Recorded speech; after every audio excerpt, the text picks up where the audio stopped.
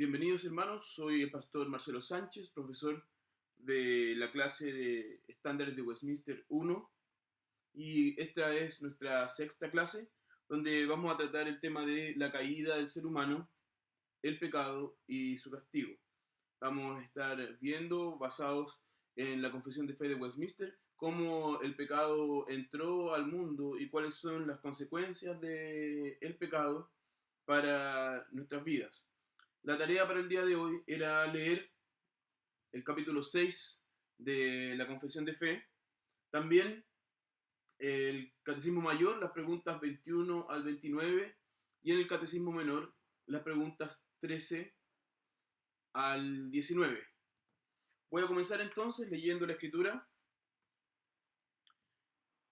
en Lamentaciones 3, versículo 39. ¿Por qué se lamenta el hombre viviente? Laméntese el hombre en su pecado.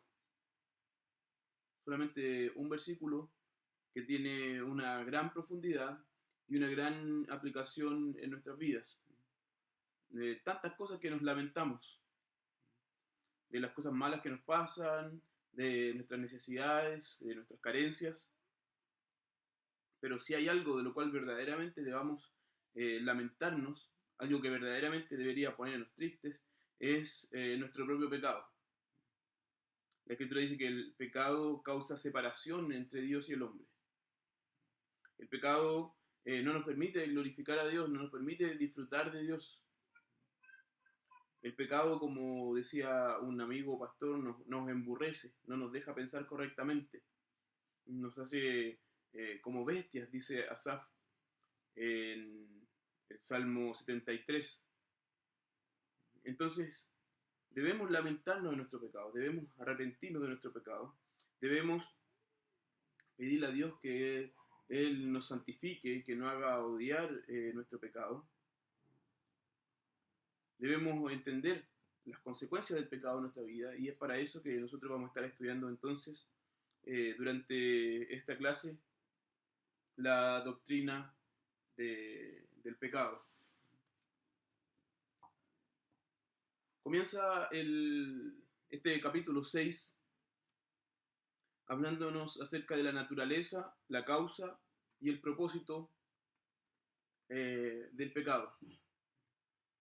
El primer párrafo dice: nuestros primeros padres, siendo seducidos por la sutileza y tentación de Satanás, pecaron al comer del fruto prohibido. Dios, según su sabio y santo consejo, quiso permitirles este pecado, proponiéndose ordenarlo para su propia gloria. La confesión entonces no explica cómo es que Satanás cayó en el pecado. Probablemente haya sido después del sexto día, porque hasta el sexto día la Escritura nos dice que Dios miró lo que había creado y era todo muy bueno. Entonces, entre el sexto día y la caída del hombre, tiene que haber caído Satanás y junto con él otros ángeles rebeldes. A estos ángeles la Escritura muchas veces llama demonios. El asunto de cómo es posible que el pecado, que el mal haya entrado y que haya seducido a alguien que no haya sido afectado por el pecado anteriormente, no es claro en la Biblia. Nosotros cuando hablamos acerca de la creación del hombre dijimos que Dios había creado al hombre como alguien santo, aunque con la capacidad de que su voluntad cambiara, y precisamente por esa capacidad que el pecado pudo entrar en la humanidad.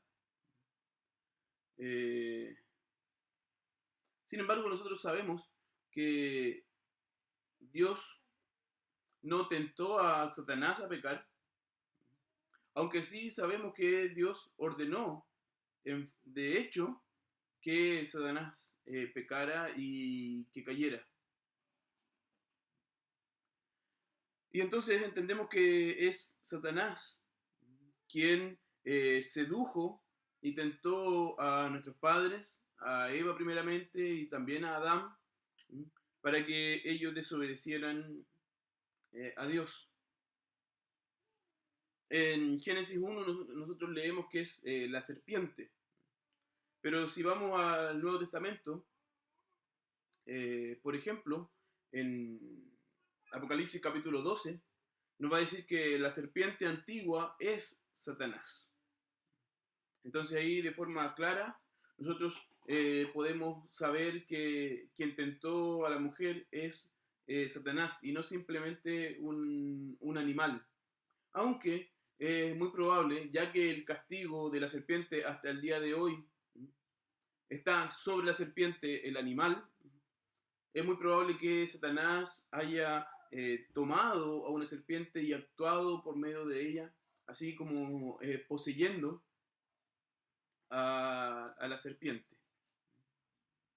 El primer pecado fue comer del fruto prohibido. Y esto nos habla acerca de la soberanía de Dios en hacer leyes. La Escritura habla de Dios como el legislador.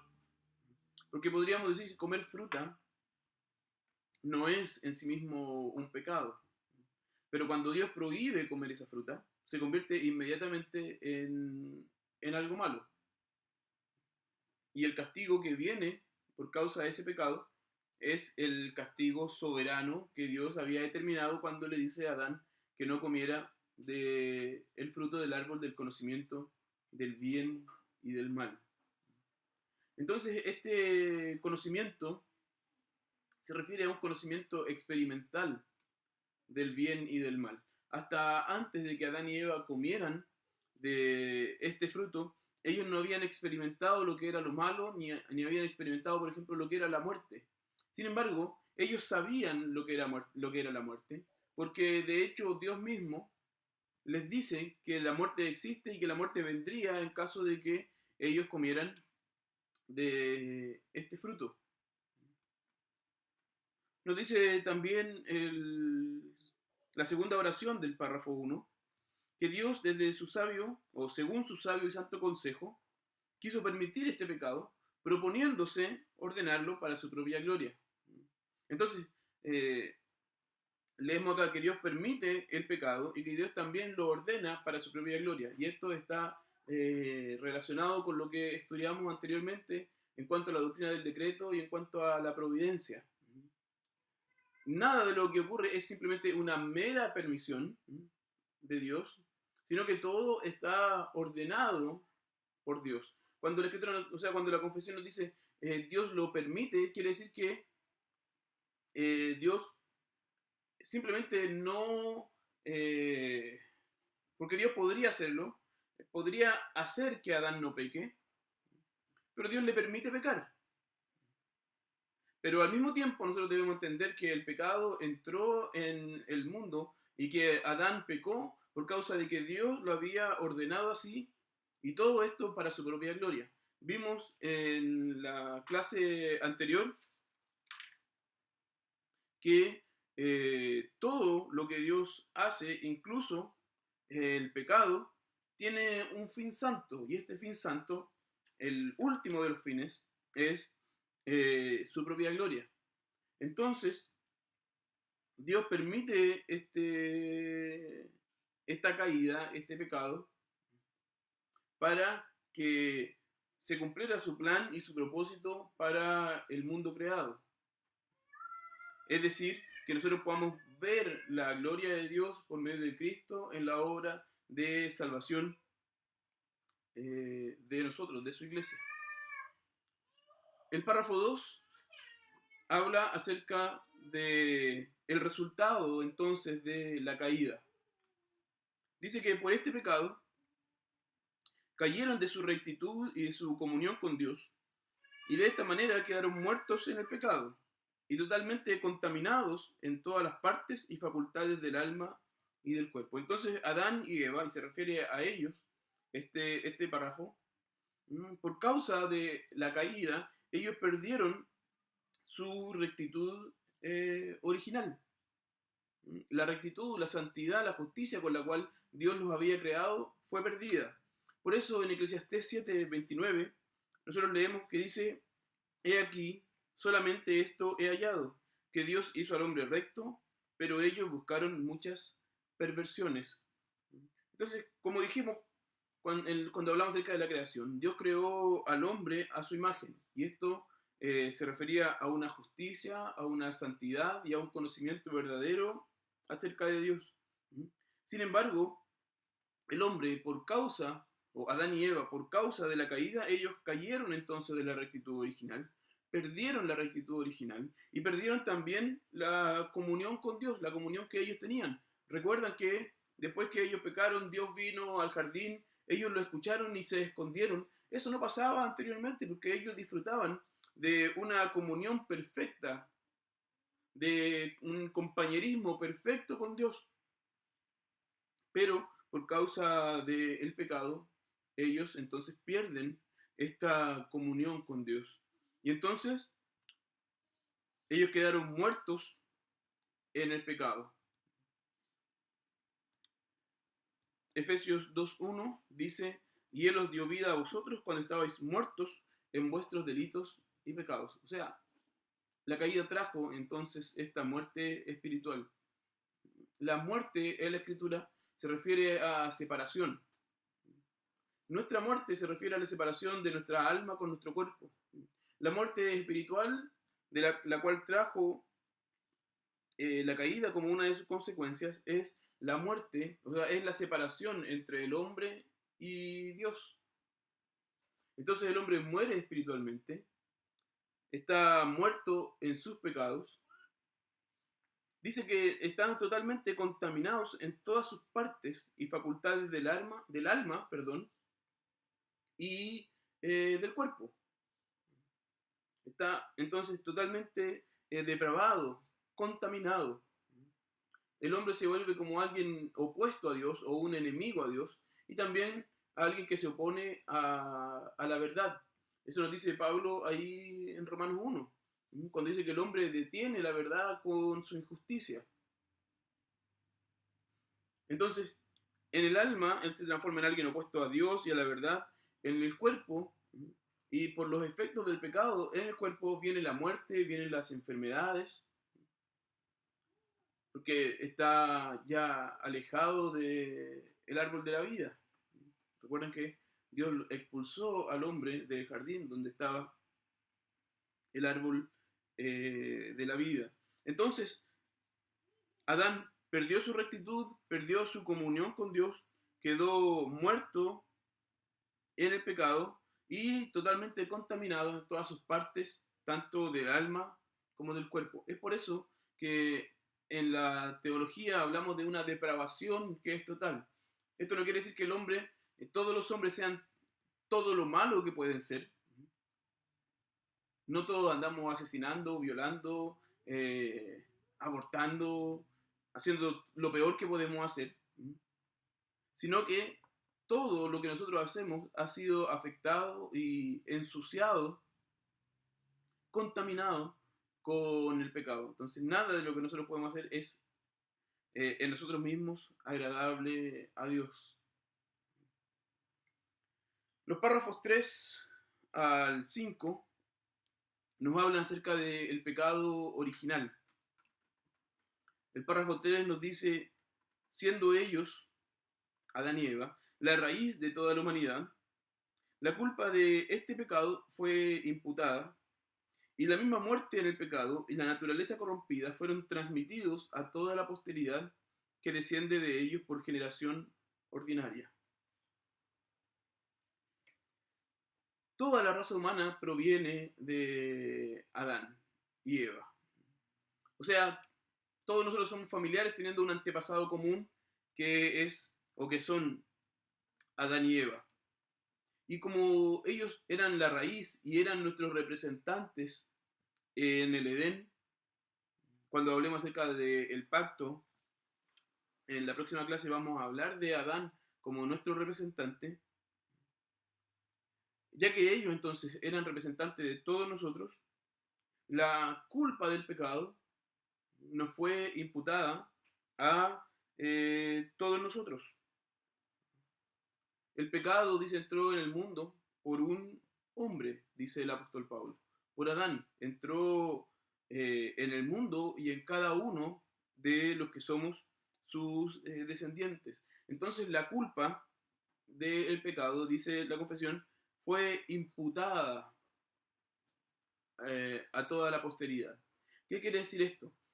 La culpa del pecado, todos nosotros somos culpables del pecado porque Dios nos declara judicialmente como culpables del pecado. Aunque Adán fue quien cometió este primer pecado, porque él era nuestro representante, todos nosotros somos culpables también del pecado. Esto es más o menos como que cuando decimos que Adán es nuestro representante, es que si yo hubiera estado en el Edén en lugar de Adán, yo hubiera hecho exactamente lo mismo. Y toda la humanidad hubiera hecho exactamente lo mismo. Sus acciones tenían consecuencias para toda la humanidad. Y una de esas es que la humanidad sería culpable del pecado si Adán pecaba. Y Dios entonces nos imputa la culpa del pecado, la responsabilidad del pecado. Es como la doctrina de la justificación, donde Dios nos imputa, nos declara personas justas, pero lo contrario, es por causa o más bien la desobediencia de Adán, la culpa de Adán nos es imputada a nosotros porque él era nuestro primer padre, nuestro representante. Pero no solo la culpa del pecado nos pasa a nosotros, sino que también la muerte en el pecado y la naturaleza corrompida son transmitidas también a todos los herederos de Adán. Pero nos dice, la misma muerte en el pecado y la naturaleza corrompida fueron transmitidas a toda la posteridad que desciende de ellos por generación ordinaria. Entonces, vamos a la última frase donde nos dice, donde nos habla de los descendientes de Adán y Eva por generación ordinaria. Todos nosotros descendemos de Adán y Eva por generación ordinaria. Todos somos hijos de hijos de hijos de hijos de Adán y Eva. El único hombre que no ha nacido por generación ordinaria, sino que por una generación milagrosa, fue el Señor Jesús. Y por eso Él está excluido de esta afirmación o de esta realidad. Él no recibió una naturaleza corrompida. A todos los demás, la muerte en el pecado y la naturaleza corrompida nos es transmitida. El rey David, en el Salmo 51, versículo 5, dice: He aquí, en maldad he sido formado, y en pecado me concibió mi madre. No está hablando aquí de un hecho pecaminoso por el cual él fue engendrado, sino que él está diciendo, desde el momento de mi gestación yo soy un pecador. Y esto entonces nos habla de que toda la humanidad es pecadora, tanto por la imputación de la culpa del pecado, como también por la corrupción de su naturaleza por causa del pecado. No hay nadie que sea santo, no hay justo ni aun uno, dice el apóstol Pablo. En Adán todos pecamos. Y entonces por causa de nuestro nacimiento o de nuestra concepción, nosotros ya tenemos en nosotros la imputación del pecado original, como también la transmisión de la corrupción de nuestra naturaleza. Todos nacemos como personas corruptas.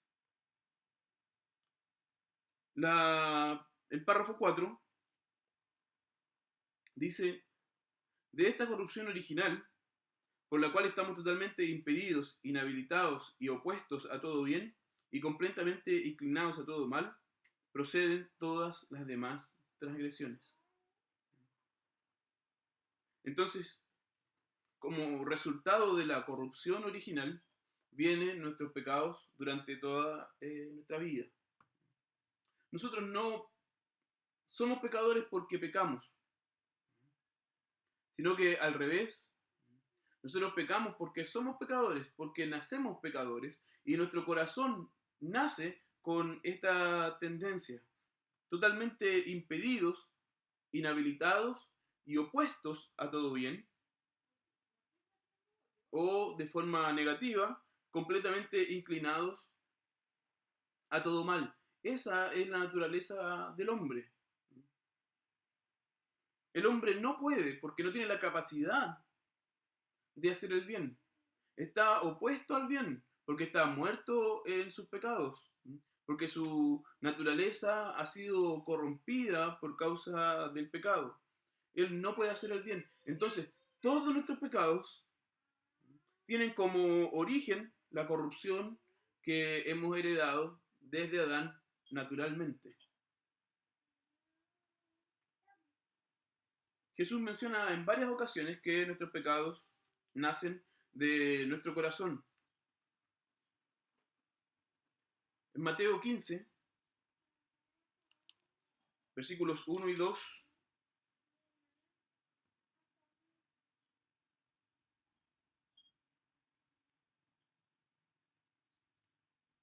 Mateo 15, versículos 1 y 2 dicen, entonces se acercaron a Jesús ciertos escribas y fariseos de Jerusalén, diciendo, ¿por qué tus discípulos quebrantan la tradición de los ancianos? ¿Por qué no se lavan las manos cuando comen pan? Ahora el versículo 11, 10 y 11, el Señor Jesús dice, oíd y entended, no lo que entra en la boca contamina al hombre, más lo que sale de la boca, esto contamina al hombre. Y ahora los versículos 17 al 20. ¿No entendéis que todo lo que entra en la boca va al vientre y es echado en la letrina? Pero lo que sale de la boca, del corazón sale, y esto contamina al hombre. Porque el corazón, o porque del corazón salen los malos pensamientos, los homicidios, los adulterios, las fornicaciones, los hurtos, los falsos testimonios, las blasfemias. Estas cosas son las que contaminan al hombre. Pero el comer con las manos sin lavar no contamina al hombre. Entonces el Señor Jesús está haciendo una afirmación que es muy clara. Todos nuestros pecados tienen su raíz en la corrupción del corazón que hemos heredado naturalmente desde Adán y Eva. Todos entonces nacemos con esta corrupción. Incluso podríamos decir, el mejor de todos los seres humanos tiene un corazón que es corrupto. Jeremías 17, el versículo 9, nos dice, engañoso es el corazón más que todas las cosas y perverso. ¿Quién lo conocerá? Todos los corazones de los seres humanos son engañosos. Todos los corazones de los seres humanos son perversos. Es por eso que todos los seres humanos necesitan salvación en Cristo. Somos todos pecadores. Es cierto que Dios frena el pecado para que no pequemos todo lo que nosotros podríamos. Pero hay veces en que Dios simplemente nos deja a que hagamos lo que nuestro corazón quiere, y entonces surgen los Hitler, surgen las más malas personas.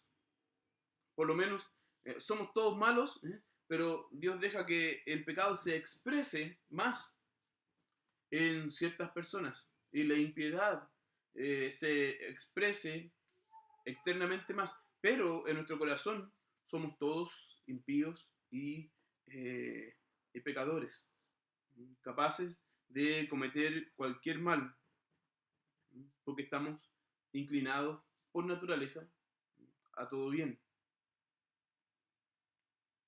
El párrafo 5, entonces, nos dice algo que todos nosotros sabemos desde nuestra experiencia. Incluso si somos cristianos, el pecado continúa afectándonos. Dice el párrafo 5, esta corrupción de la naturaleza permanece durante esta vida en aquellos que son regenerados. Y a pesar de que por medio de Cristo sea perdonada y mortificada, sin embargo, dicha naturaleza, tanto en sí misma como todos sus efectos, son verdadera y propiamente pecado. Nosotros, los creyentes, hemos sido regenerados, tenemos una nueva naturaleza, hemos nacido de nuevo. Sin embargo, eso no quiere decir que ya no haya pecado en nosotros, que ya no seamos afectados por nuestros pecados, que ya seamos ajenos a las tentaciones del mundo, de Satanás. Al contrario, la Escritura nos va a decir que ahora en nosotros se produce una lucha. Como lo dice el apóstol Pablo, las cosas que quiero hacer, esas no las hago, las cosas que no quiero hacer, esas cosas las hago, porque estamos en una tensión constante, en la cual el antiguo hombre lucha con el nuevo hombre, y nos vemos entonces afectados por esta corrupción de nuestra naturaleza. A pesar, dice, de que por medio de Cristo esta naturaleza sea perdonada y mortificada, o sea que por medio de Cristo nosotros somos perdonados, pero también esta naturaleza está siendo golpeada, matada en nuestras vidas. Sin embargo, continúa en nosotros esta experiencia del pecado. Y de hecho, esta propia naturaleza es en sí misma pecaminosa. Somos culpables del pecado de Adán y también somos culpables de sus efectos en nuestras vidas. Es por eso que somos llamados constantemente en la Escritura a reconocer nuestros pecados. El párrafo 6 nos va a hablar acerca del castigo que el pecado merece. Todo pecado, tanto el pecado original, el pecado de Adán, como nuestros propios pecados, los pecados que nosotros hemos realizado durante nuestra vida, siendo, dice la confesión, una transgresión de la justa ley de Dios y contrario a ella, por su propia naturaleza trae la culpa sobre el pecador, por lo cual éste queda supeditado a la ira de Dios y a la maldición de la ley.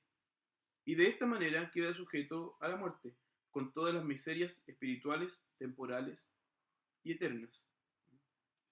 Entonces, todo el pecado, tanto el que nosotros heredamos de Adán, como el pecado que nosotros realizamos, transgrede la justa ley de Dios.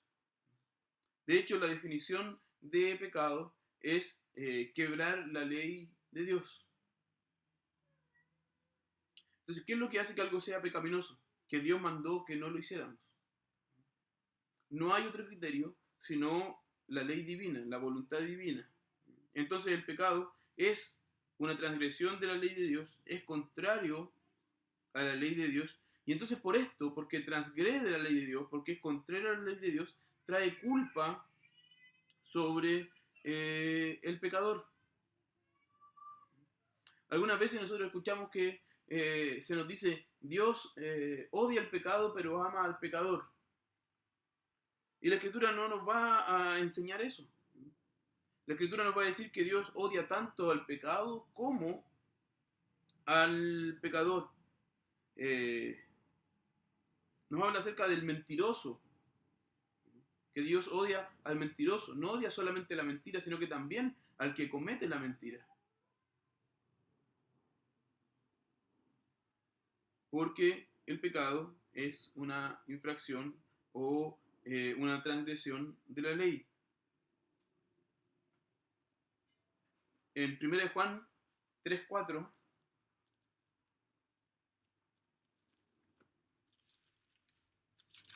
Juan 3:4 nosotros encontramos la definición del pecado. Todo aquel que comete pecado infringe también la ley, pues el pecado es infracción de la ley. Y entonces esto trae la culpa del pecado en nuestra vida. Entonces dice que trae la culpa, el pecado trae la culpa sobre el pecador, por lo cual está supeditado a la ira de Dios y a la maldición de la ley. El pecado trae que la ira de Dios esté sobre los pecadores. En Romanos 6:23 dice, porque la paga del pecado es la muerte. Todo el pecador merece la muerte de Dios, merece la ira de Dios. Es por eso que cuando el Señor Jesús vino y Él fue crucificado, Él tuvo que recibir la ira de Dios sobre Él. Es por eso que Él dice, Dios mío, ¿por qué me has desamparado? Él estaba sufriendo, aún siendo Dios, pero siendo hombre y estando en la cruz por causa de nuestros pecados, Él recibe la ira de Dios y no fue un juego para el Señor Jesús, sino que Él realmente sufrió la mano de Dios, la ira de Dios puesta sobre Él. En nuestro, en nuestro tiempo no es común escuchar acerca de la ira de Dios porque tenemos la idea de Dios como un viejito bueno, un viejito que no le hace daño a nadie. Sin embargo, cuando la Escritura nos habla acerca de Dios, uno de sus atributos importantes es el de su ira. Dios no sería justo si Él no tuviera ira contra el pecado y contra el pecador. De hecho, Él no sería justo si no hubiera castigado nuestros pecados. Si Él hubiera decidido salvarnos sin colocar su ira sobre Cristo, Él estaría siendo injusto. Porque el pecado debe ser castigado. En estos momentos yo estoy predicando en la iglesia el libro de Génesis y hace poco hablamos acerca del capítulo 19, la destrucción de Sodoma y Gomorra, y nosotros ahí vemos de forma muy clara cómo Dios tiene que airarse contra el pecado. Y la ira de Dios se manifiesta entonces en castigo y en la muerte. Lot se salvó de la muerte porque él era justo, pero todos en Sodoma tuvieron que sufrir la muerte por causa de sus pecados, porque la Escritura nos muestra un Dios que tiene ira contra el pecado.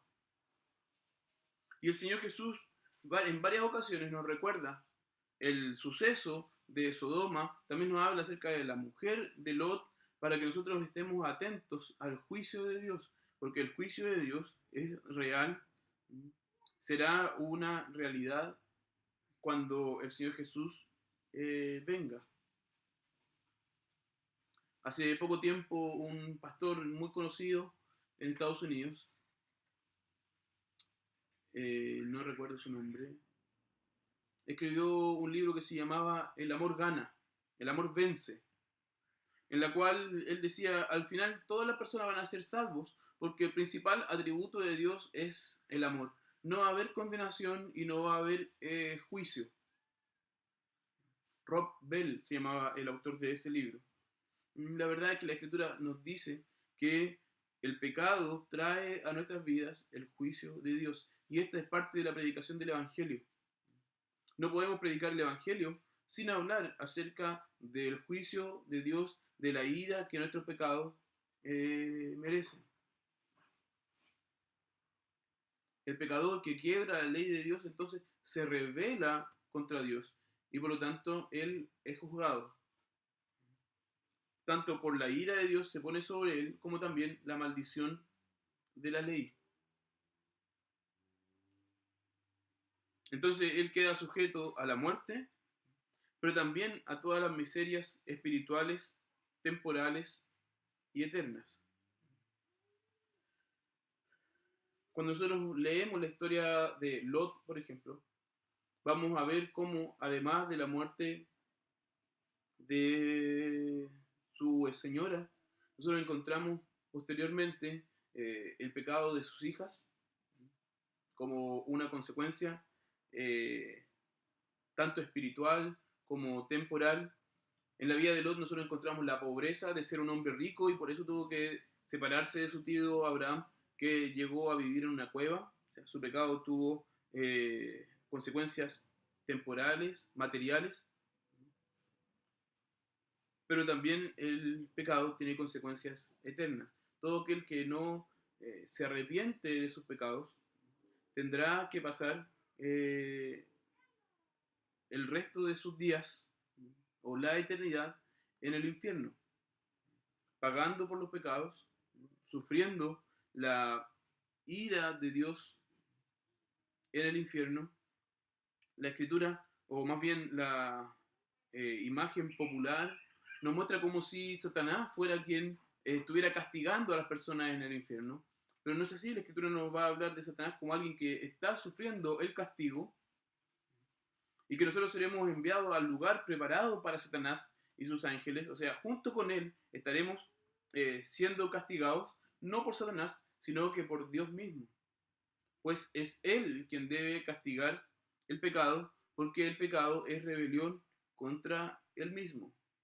Entonces no sería justo si él mismo no estuviera castigando el pecado. Por eso el Señor Jesús dice en Mateo 25:41, apartados de mí, malditos, al fuego eterno preparado para el diablo y sus ángeles. Y también el apóstol Pablo en 2 de Tesalonicenses 1:9 dice, los cuales sufrirán pena de eterna perdición, excluidos de la presencia del Señor y de la gloria de su poder. Entonces estos dos textos nos hablan acerca de la existencia de un lugar de castigo eterno, que es el infierno, y luego el lago de fuego y azufre, donde serán castigados aquellos que no se arrepienten de sus pecados. Así que la pena será la eterna perdición. Algunos teólogos, como John Stott, por ejemplo, creen en una doctrina que se llama aniquilacionismo. Quiere decir que las personas van a sufrir un tiempo en el infierno, pero que luego serán aniquiladas. O sea, no van a el castigo no va a ser eterno, sino que en un momento va a terminar, esas personas van a desaparecer. Sin embargo, la Escritura nos va a hablar de la pena como una eterna perdición, donde las personas van a estar excluidas de la presencia del Señor. O sea, esa ausencia de Dios en su vida ya es castigo. Ausencia también de la gloria del poder de Dios, ese va a ser su castigo. Entonces, como leímos al principio, en Lamentaciones 3:39, tenemos que lamentarnos, arrepentirnos de nuestros pecados. Es lo peor que puede ocurrir en nuestra vida, peor que las enfermedades, peor que la falta de dinero, la falta de cosas materiales. El pecado es lo peor que nos puede ocurrir, y entonces nosotros debemos lamentarnos, arrepentirnos de ellos y pedirle a nuestro Dios que Él nos perdone y nos limpie de nuestros pecados. En la próxima clase vamos a estar estudiando el capítulo 7 de la Confesión de Fe, donde nos habla acerca del pacto de Dios con el hombre. Entonces la tarea va a ser leer el capítulo 7, también leer las preguntas 20 y luego del 30 al 35 en el Catecismo Mayor y las preguntas 12 al 20 del Catecismo Menor. Que el Señor les bendiga.